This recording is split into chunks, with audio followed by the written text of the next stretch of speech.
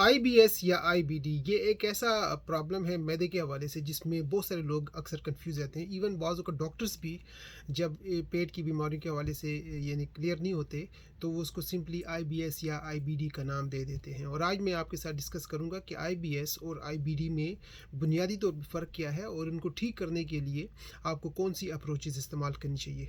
देखिए, irritable bowel syndrome ये बनता है आई बी एस से, यानी जब आपके बाउल की जो मूवमेंट होती है वो डिस्टर्ब हो जाती है, इरिटेबिलिटी उसमें आ जाती है, तो उसको इरिटेबल बाउल सिंड्रोम कहते हैं। उसमें ये होता है कि बाज़ वक़्त कुछ लोगों को मुसलसल लूज़ मोशन लगे रहते हैं, यानी डायरिया रहता है। कुछ लोगों को ज़्यादातर उसमें कब्ज़ की शिकायत रहती है, यानी उनका पेट हमेशा सख्त रहता है। और बाज़ औक़ात कुछ लोगों में इन दोनों के दरमियान अल्टरनेशन चलती रहती है, यानी कभी वो लूज़ मोशन उनको हो जाता है, कभी उनका पेट जो है बहुत ज़्यादा सख्त हो जाता है, इनको कब्ज़ हो जाता है। तो अगर आपके अंदर इस तरह की 3 कैफ़ियत हों ज़्यादातर प्रीडोमिनेटली, तो ज़्यादा चांसेस है कि आपकी जो इरिटेबिलिटी है बाउल्स की या मूवमेंट जो आपकी पेरिस्टाल्टिक मूवमेंट है वो डिस्टर्ब है।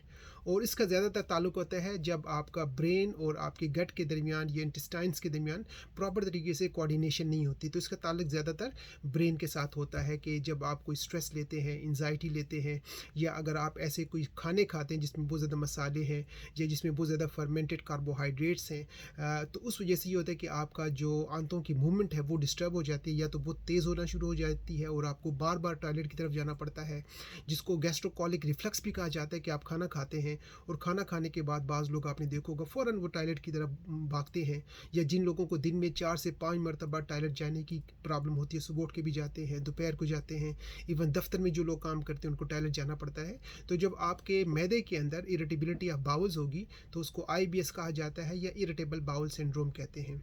लेकिन इसी के मुकाबले में जो आई बी डी है वो एक बहुत ज़्यादा यानी सीरियस किस्म का कंसर्न है। उसमें ये होता है कि आपकी जो कॉलन है, जो आपकी इंटेस्टाइन है, उसमें किसी तरह की स्वेलिंग आ जाती है। तो आई बी डी का मतलब होता है इन्फ्लेमेटरी बाउल डिजीज़, यानी आपके कॉलन में आपके जो इंटेस्टाइन्स हैं ये आंते हैं, उसमें किसी तरह की सूजन आ जाती है। और सूजन के बाद उसमें मुख्तलिफ़ किस्म की बीमारियाँ आती हैं, जिसमें क्रोन्स डिजीज़ भी हो सकता है, अल्सरेटिव कोलाइटिस वगैरह भी हो सकता है। तो वो बाकायदा एक अगला स्टेप होता है जब आप अपने पेट का, अपने मैदे का, अपनी आंतों का प्रॉपर इलाज नहीं करते, तो वो आगे बढ़कर आपके लिए मज़ीद कॉम्प्लिकेशंस कर सकती हैं। अच्छा, इन दोनों कैफियत में कुछ सिम्टम्स मिलते जुलते हैं, यानी जिन लोगों को आई बी एस होता है और आई बी डी होता है तो नॉर्मली उनको बहुत ज़्यादा एब्डोमिनल क्रैम्प्स पड़ते हैं, उनको बहुत ज़्यादा यानी तकलीफ़ होती है, बाज़ औक़ात स्ट्रेस वो लोग बहुत ज़्यादा लेते हैं। लेकिन जिनको अल्सरेटिव कोलाइटिस होगा या क्रोन्स होगा तो उनमें कुछ एडिशनल चीज़ें ये आती हैं कि उनके पखाने के साथ कभी कभी ब्लड ट्रेसेस मिलते हैं, यानी खून वहाँ पर उनको नज़र आ सकता है। इसके अलावा उनके पखाने में बाज़ औक़ात बलगम नज़र आता है। उनके वज़न में बाज़ औक़ात देखा गया है कि बहुत ज़्यादा कमी होना शुरू हो जाती है, उनमें थकन का एहसास हो सकता है, उनके अंदर बुखार हो सकता है और बाकी बहुत सारी यानी पेचीदगियाँ हो सकती हैं। तो कभी भी आपको पेट की बीमारियां हों तो ख़ुद से अपना इलाज ना करें। अक्सर लोग ऑनलाइन जाते हैं, जो चीज़ उनको नज़र आती है ख़ुद पे वो यानी उनका इस्तेमाल करते हैं, और बीमारी उनकी होती है किसी तरह की और वो इलाज किसी और चीज़ का कर रहे होते हैं, और उससे उनकी कभी तबीयत जो है ये कंडीशन मज़ीद ख़राब हो जाती है। तो जब भी आपको मैदे की कोई बीमारी हो तो किसी प्रॉपर मुआलिज से आप रब्ता करें। अगर आप रब्ता नहीं करते तो वो बीमारियाँ आपके लिए बढ़ना शुरू हो जाती हैं। अब हम अगर बात करते हैं आई बी एस की, तो इसके पीछे जो ज़्यादातर अलामात होती हैं वो होती हैं कि आपको किसी तरह का पहले कोई इन्फेक्शन हुआ हो, या वो लोग जो बहुत ज़्यादा यानी स्ट्रेस लेते हैं, या वो लोग जिनके अंदर ख़ानदानी तौर पर पेट की बीमारियां हों, तो उनमें आई बी एस के होने का ख़तरा बढ़ जाता है। इसके अलावा आजकल लाइफ बहुत ज़्यादा फास्ट है, हम लोग खाना बड़ी जल्दी जल्दी खाते हैं, और खाने में भी हम कार्बोहाइड्रेट्स का इस्तेमाल बाज़ औक़ात बहुत ज़्यादा करते हैं। कुछ लोग यानी कैफ़ीन यानी चाय और कॉफ़ी का इस्तेमाल करते हैं, शराब नोशी करते हैं। तो ऐसे लोगों में भी मैदे की और ख़ास कर इरिटेबिलिटी ऑफ बाउल का मसला ज़्यादा हो जाता है। ख़ासकर वो लोग जो बहुत ज़्यादा मिर्च मसाले खाते हैं, तो मिर्च मसालों के साथ ये होता है कि आपकी जो बाउल या इंटेस्टाइन की पेरिस्टाल्टिक मूवमेंट होती है वो तेज़ हो जाती है, और आपको बाज़ औक़ात टॉयलेट बार बार जाना पड़ता है। तो अगर आपको ये प्रॉब्लम्स हैं, चाहे वो आई बी एस है या आई बी डी है, तो पहले तो आप यानी अपनी खुराक में, अपनी लाइफस्टाइल में अल्ट्रेशन करें, क्योंकि हमेशा हर बीमारी का इलाज सिर्फ दवाइयाँ नहीं होती हैं। अगर आप दवाइयाँ इस्तेमाल करना शुरू करेंगे तो हम सॉरी टू से बाज़ औक़ात आपको ये दवाइयाँ जो हैं सारी उम्र लेनी पड़ती हैं। और ये तो एक बिज़नेस है, प्रोफेशन है, कि अगर आप किसी डॉक्टर के पास जाते हैं, किसी यानी फार्मास्यूटिकल वालों को पता चल जाता है कि आपको आई बी एस है या आई बी डी है, तो समझे कि उनको एक क्लाइंट मिल गया जिसके ऊपर उन्होंने सारी उम्र वो दवाइयाँ बेचनी हैं।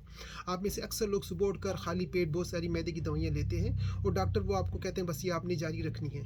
यानी उसमें आपको लाइफ़स्टाइल चेंज करने का मौका नहीं दिया जाता, आपको ये एहतियाती तदाबीर नहीं दी जाती, बल्कि ये कहा जाता है कि आप दवाइयाँ लेते रहें। तो लेंसोप्रोज़ोल हो गया, ओमेप्राज़ोल हो गया, सिमिटिडिन, रेनिटिडिन, बहुत सारे जो प्रोटॉन पम्प इनहिबिटर्स हैं या एंटासिड्स जिनको कहा जाते हैं, गेविस्कान टाइप चीज़ें हैं, आपको बाज़ का सारी उम्र लेनी पड़ती हैं।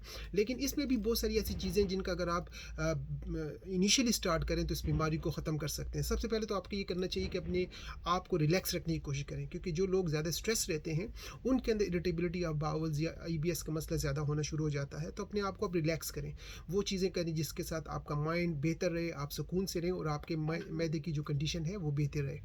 इसके अलावा आपको चाहिए कि आप कुछ ऐसे हर्बल चीज़ें मिलती हैं, मिसाल के तौर पर कैमोमाइल एक टी है जो कि आपके मैदे को भी सेट रखती है और आपके ब्रेन के लिए भी बहुत ज़्यादा अच्छी, उसको नरवाइन कहा जाता है। इसके अलावा आपको चाहिए कि इंटेरेट कोटेड जो पेपरमेंट कैप्सूल्स होते हैं वो कुछ अर्से आप इस्तेमाल करें, उसके साथ भी आपकी IBS में काफ़ी आपको इम्प्रूवमेंट होगी। अगर आप बहुत ज़्यादा स्ट्रेस में लेते हैं तो कुछ इवन ऑयल होते हैं जो बैरूनी तौर पर आप मिक्स करके अपने मैदे पर या अपने एब्डोमिनल एरिया में उसका मसाज करें, और उसमें जो सबसे टॉप पे हम देते हैं उसका नाम है लेवेंडर।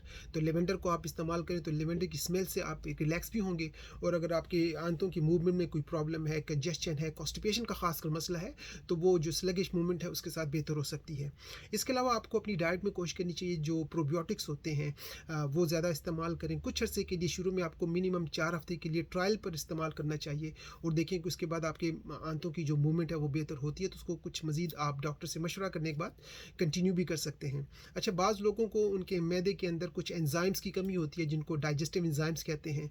मिसाल के तौर पर अगर आप प्रोटीन्स खा रहे हैं, कार्बोहाइड्रेट्स ले रहे हैं, लिपिड्स ले रहे हैं, यानी फैटी चीज़ें ले रहे हैं, तो वो प्रॉपर तरीके से यानी डिज़ोल्व नहीं होती, डाइजेस्ट नहीं होती, तो उनको हल करने के लिए या प्रॉपर एब्जॉर्प्शन के लिए आपको कुछ एंजाइम्स की ज़रूरत होती है। तो अगर आपकी बॉडी वो नेचुरल प्रोड्यूस नहीं कर रही तो आप डाइजेस्टिव एंजाइम्स भी यानी एक्सटर्नल इस्तेमाल कर सकते हैं।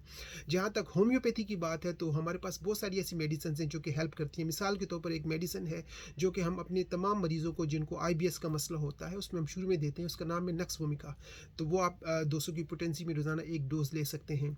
अच्छा, वो लोग जिनको बहुत ज़्यादा डायरिया या लूज मोशन होता है तो उनके लिए फिर दवाई थोड़ी सी बदल जाती है, उनके लिए हम एक दवाई उसका नाम है एलोस सोक्रोटीना का इस्तेमाल करते हैं। साथ अगर आपके टॉयलेट में म्यूकस आ रहा है या बहुत ज़्यादा टेनिसमस की कंडीशन है तो वहाँ पर मर्कसोल दी जाती है। अगर आपको वहाँ पर बहुत ज़्यादा ब्लीडिंग भी साथ आ रही है तो फिर और दवाइयाँ आ जाती है जिसमें फास्फोरस है, मिलीफोलियम है। तो अकॉर्डिंग टू कंडीशन हमारी दवाइयाँ फिर उसमें चेंज होती रहती हैं। वो लोग जिनको बहुत ज़्यादा कॉन्स्टिपेशन का मसला है तो उनके लिए दवाइयाँ बदल जाती हैं, उसमें फिर ब्राइनिया आ जाती है, उसमें एलुमिना एक दवाई का हम इस्तेमाल कर सकते हैं। उसी में आगे जाकर अगर आपके अंदर बहुत ज़्यादा स्लगिशनेस है, बहुत ज़्यादा आपकी इंटेस्टाइन जो है ना स्लो हो गई हैं, तो ओपियम की दवाई दी जाती है। अगर आपको लगता है कि आपकी जो आंतें हैं बहुत ज़्यादा सिकुड़ गई हैं, कंजेस्टेड हो गई हैं, कंस्ट्रिक्शन उसमें आ गई है, तो उसमें प्लम्बम मेड दी जाती है। तो बहुत सारी दवाइयाँ हैं, लेकिन आपको ये तमाम दवाइयाँ खुद से इस्तेमाल नहीं करनी चाहिए, क्योंकि एक आम बंदा जिसका इतना नॉलेज, बैकग्राउंड या एक्सपीरियंस नहीं होता, वो तो नेट पे जाके जो चीज़ मिलती है वो समझते हैं कि वो उसका इलाज है। लेकिन जो क्वालिफाइड डॉक्टर्स होते हैं जिन्होंने 25-30 साल इस फील्ड में गुजारे होते हैं, उनको बेहतर पता होता है कि आपकी प्रेजेंटेशन क्या है, आपके सिम्टम्स क्या है, और उसके मुताबिक अगर आप दवाई लेंगे तो आपको ज़्यादा फ़ायदा होगा। अक्सर लोग ये समझते हैं कि हर्बल मेडिसिन या नेचुरल मेडिसिन हमेशा सेफ़ होती हैं। ये बात बिल्कुल गलत है, क्योंकि बाज़ वक़्त आपको नेचुरल मेडिसिन के साथ भी साइड इफ़ेक्ट्स मिल सकते हैं, क्योंकि अगर आपको सूट नहीं करती हैं, आपकी कंडीशन के मुताबिक नहीं है, तो वो भी आपको नुकसान पहुंचा सकती हैं। तो हर दवाई लेने से पहले आप देखें कि आप में उस दवाई के जो सिम्टम्स हैं वो मौजूद हैं, अगर है तो फिर आप इस्तेमाल कर सकते हैं। लेकिन बेहतर यही रहता है कि आप किसी क्वालिफाइड हर्बलिस्ट या होम्योपैथ या नेचुरोपैथ से मशवरा करें, ताकि आप बाज़ वक़्त ये होता है कि आप पैसे बचाने की सूरत में खुद से ट्राइयाँ करते हैं और उसमें आपको बाज़ों का ज़्यादा यानी ख़र्चा करना पड़ जाता है, क्योंकि आप हर चीज़ ट्राई कर रहे होते हैं। लेकिन अगर आप प्रॉपर मेडिसिन लेंगे तो नंबर ऑफ़ मेडिसिन भी कम हो जाएंगी, सिलेक्टिविटी उसमें आ जाएगी और आप टारगेटेड तरीके से अपना इलाज कर सकेंगे। तो जब भी आपको मैदे की बीमारी हो, लिवर का मसला हो या कोई भी बीमारी हो, तो सेल्फ मेडिकेशन को अवॉइड करें। फ़र्स्ट टाइम कम से कम आप किसी डॉक्टर से मशवरा करें और दवाई को कुछ अरसे के लिए करें।